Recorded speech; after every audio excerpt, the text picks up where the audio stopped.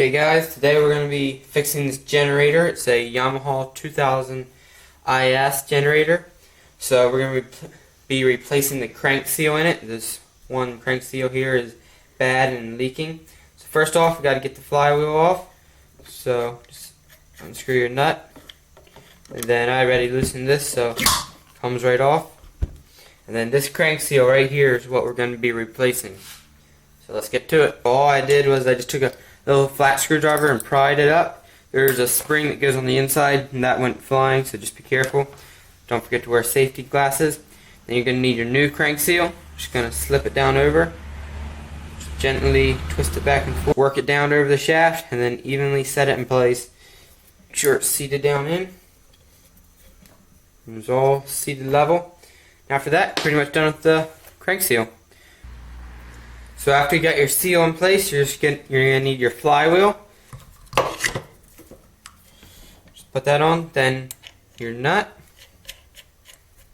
and then you'll need a 17mm socket. Okay, now that we put our new oil seal on and our flywheel and retaining nut on, we're getting ready to put on our stator and stator housing. So you're just going to line that up. Slowly put it over, just like that. Make sure it's pushed into all the alignment pins. Then you'll need your 5 bolts, they're a little bit longer than the rest.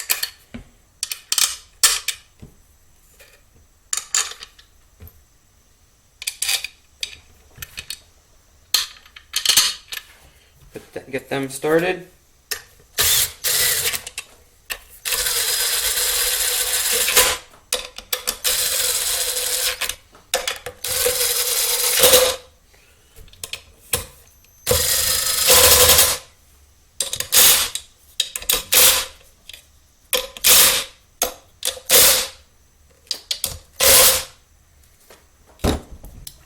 After that, you're ready to install your muffler and the rest of the plastic housing. Slips on over like that.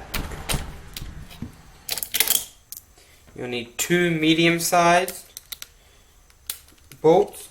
One goes right through here. Just like that. And one comes in from the back. Just like that. And you're ready to install your muffler. First off, don't forget your gasket. You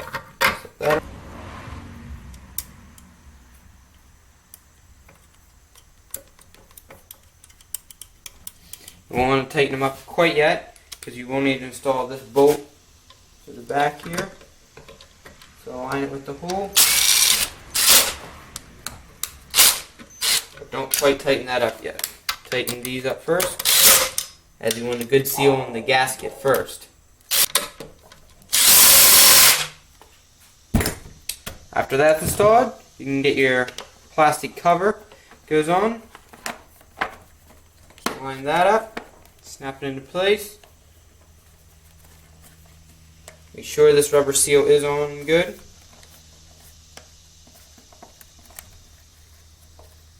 Then you'll need your Phillips head plastic screws.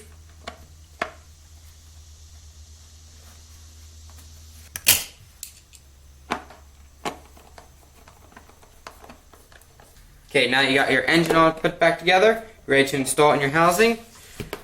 Just go ahead and lift it in there. 4 medium-sized bolts, just go ahead and get them started. One at each corner.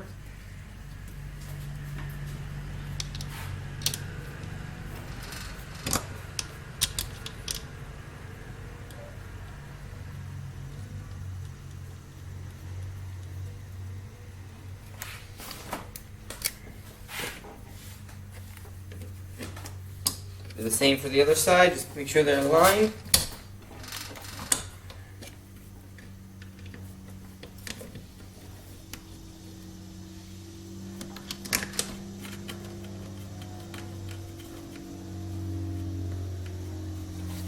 And then you gotta tighten them, go around and tighten them up.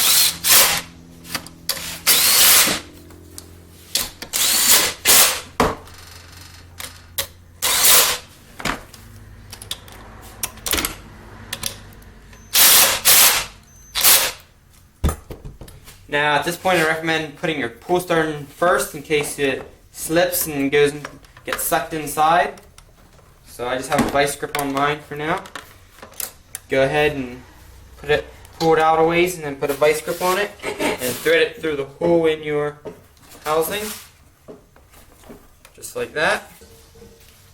This end here is all frayed, so I'm just going to go ahead and cut it off.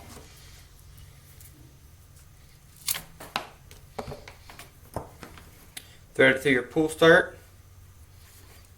And then just tie a simple knot as close to the end as possible.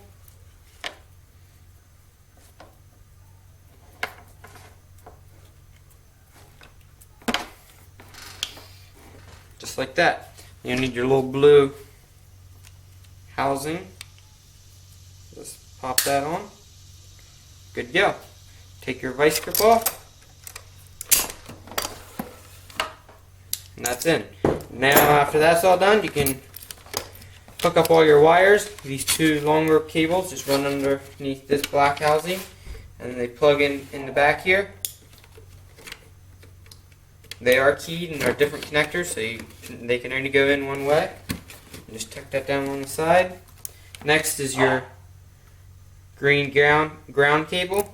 You'll need there's a black bolt that goes right here into the housing. Get that started and tighten it up. You don't want to tighten it too tight, just enough to make a good connection. And just tuck that underneath as well. And there is one cable on the other side. It is keyed as well, so it only goes in one way. Make sure it clips in good. That's it for all the wires. Next, you'll need to install your choke. Just go stick it in from the front side of the housing. There's two holes. You need the lower one. Stick it through the lower one. And then it does go into a metal bracket here. Might take a little bit of wiggling and get it in there.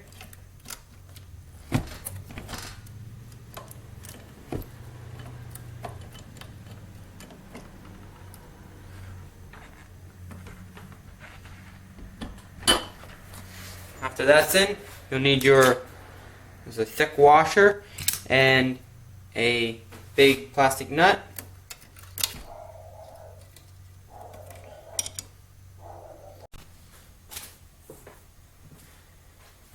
After you get your choke installed and your washer and your big plastic nut installed, you're going to need to hook up the cable.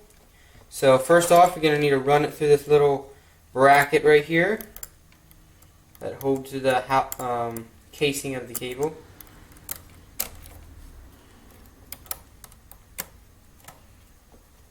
If there's any little loose strands of wire, just clip them off the side cutters.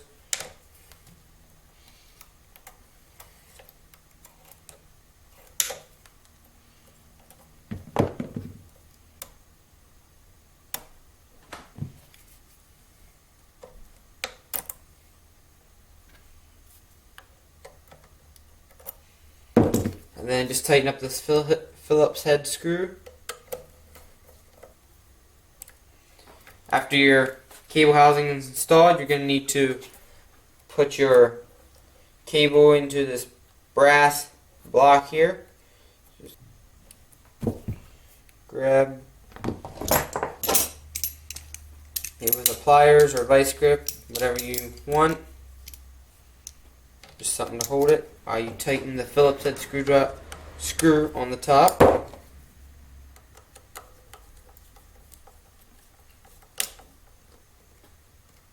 Just like that. And just test your choke a couple times, make sure it does in fact work.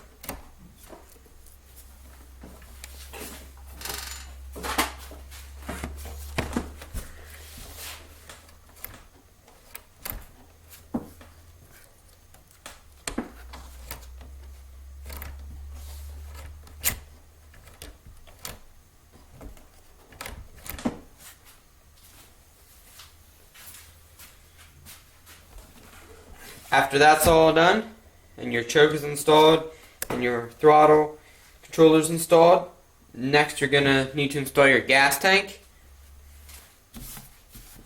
There are little rubber caps that go on the gas tank just to help with the vibrations. Put those on. Then you're going to need to install your fuel line down under here. Slip that on. And then slip the retaining clip on. Just like that. And you can just slip this into the housing. Make sure you line it up. And there you go. That's in. Your gas tank is installed. You're going to need to install your valve, or the handle for your valve. Just make sure you know which way it's positioned. It is keyed, so slip it in.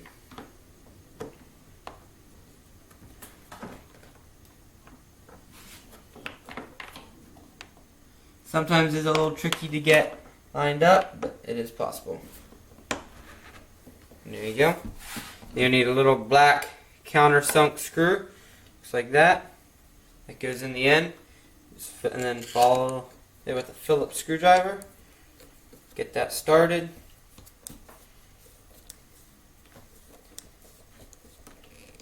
And just test that. Make sure it does open and close the valve. There you go. Now you can flip the whole generator around to your carb over here. Now just to make sure we run all the fluid out of it, or make sure there's no air in the line, just put the little drain tube into a cup container and open this Phillips head screw until gas starts to come out.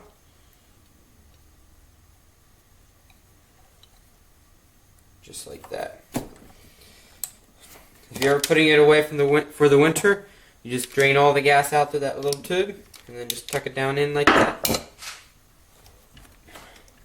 After that, you're pretty much ready to install the side panel here. Just slip this panel down over the lid here, or the gas tank threads. This is the tricky part because you have to get this rubber grommet or rubber piece on, so it takes a little bit of working with it to get it on.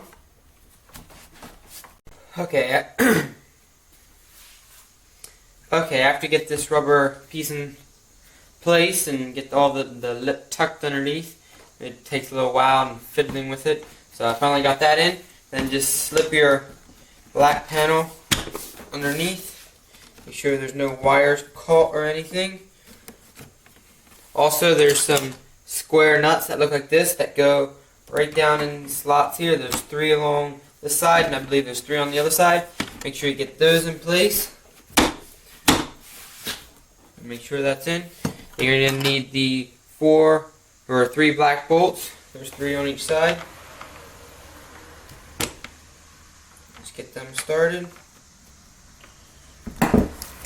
Tighten them up.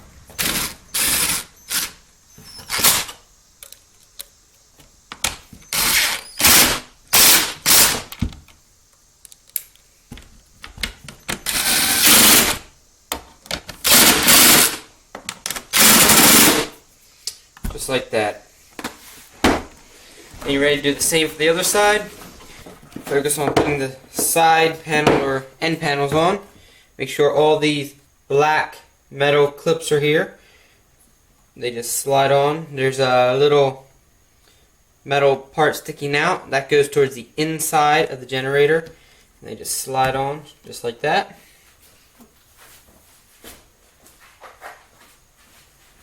You're going to need your 2 end pieces. The longer one goes on the muffler side of things. Snap it into place. And then you're going to need your Phillips head screws and a Phillips head screwdriver.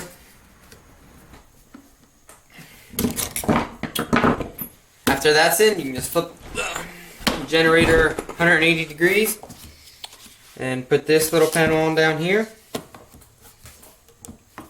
The edges are, there's a sharp edges right here on the bottom, and then rounded corners on the top. They go towards the top.